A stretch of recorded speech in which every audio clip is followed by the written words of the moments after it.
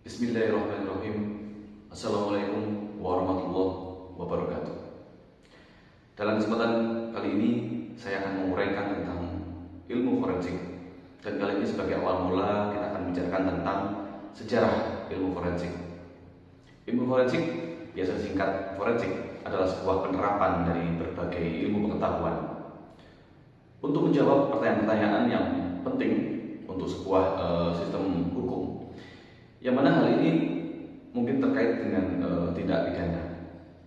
Namun di samping keterkaitannya dengan sistem hukum, forensik umumnya lebih meliputi suatu atau metode-metode yang bersifat ilmiah, bersifat ilmu, dan juga aturan-aturan yang dibentuk dari fakta-fakta berbagai kejadian untuk melakukan pengenalan terhadap bukti-bukti fisik, contohnya mayat, potongan tubuh, bangkai, dan sebagainya. Forensik biasanya selalu dikaitkan dengan tindak pidana atau tindak melawan hukum.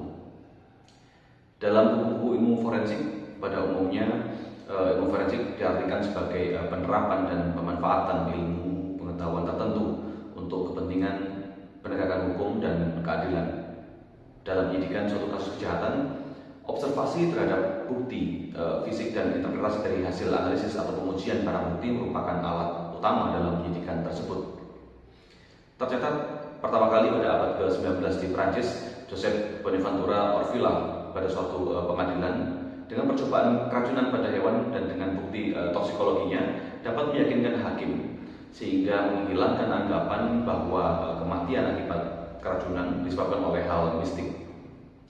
Pada pertengahan abad ke-19, pertama kali ilmu kimia, mikroskopi, dan fotografi dimanfaatkan dalam penyidikan kasus kriminal.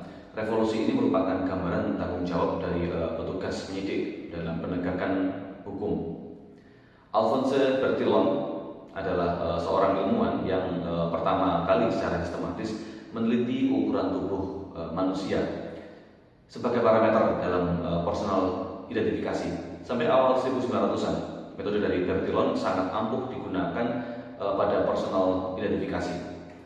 Bertillon dikenal sebagai bapak identifikasi kriminal atau criminal identification. Kemudian ada Francis Galton, pertama kali meneliti sidik jari dan mengembangkan metode klasifikasi dari sidik jari. Hasil penelitiannya sampai saat ini digunakan sebagai metode dasar dalam personal identifikasi. Kemudian ada Leone Lattes, seorang profesor di Institut Kedokteran Forensik di Universitas Turin, Italia, dalam investigasi bercak darah yang mengering atau kita kenal istilahnya dried blood stain.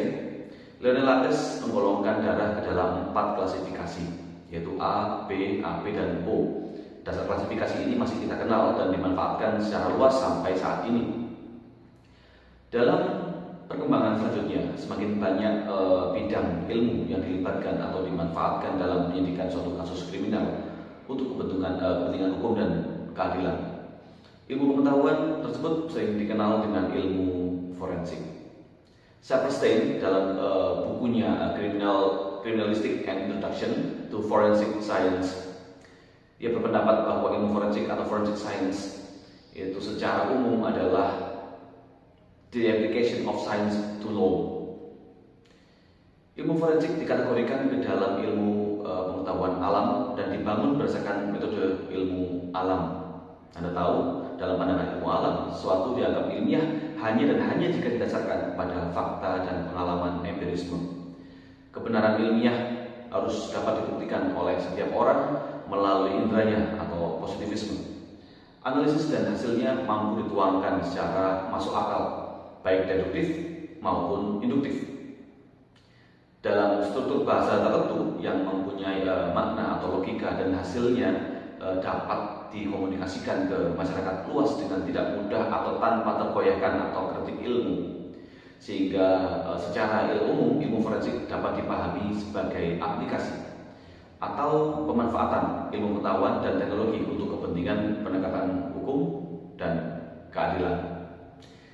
Dewasa ini dalam penyidikan suatu tindak pidana merupakan suatu keharusan menerapkan pembuktian dan pemeriksaan bukti fisik secara ilmiah, sehingga diharapkan tujuan dari hukum acara pidana yang menjadi landasan proses peradilan pidana dapat tercapai, yaitu mencari kebenaran material.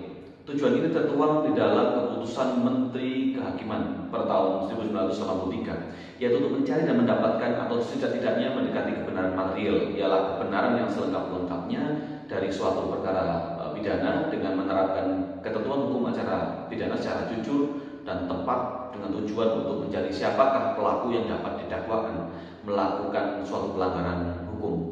Dan selanjutnya meminta pemeriksaan dan putusan dari pengadilan guna menemukan apakah terbukti bahwa suatu tindak pidana telah dilakukan dan apakah orang yang didakwa itu dapat dipersalahkan.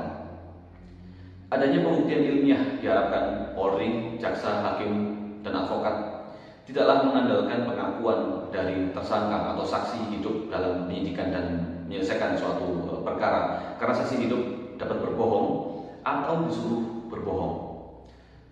Maka dengan hanya berdasarkan keterangan saksi tidak dapat dijamin tercapainya tujuan penegakan kebenaran dalam proses perkara pidana dimaksud. Demikian sekilas sejarah ilmu forensik. Saya Satya Widharma. Sampai jumpa pada video selanjutnya. Wassalamualaikum warahmatullahi wabarakatuh.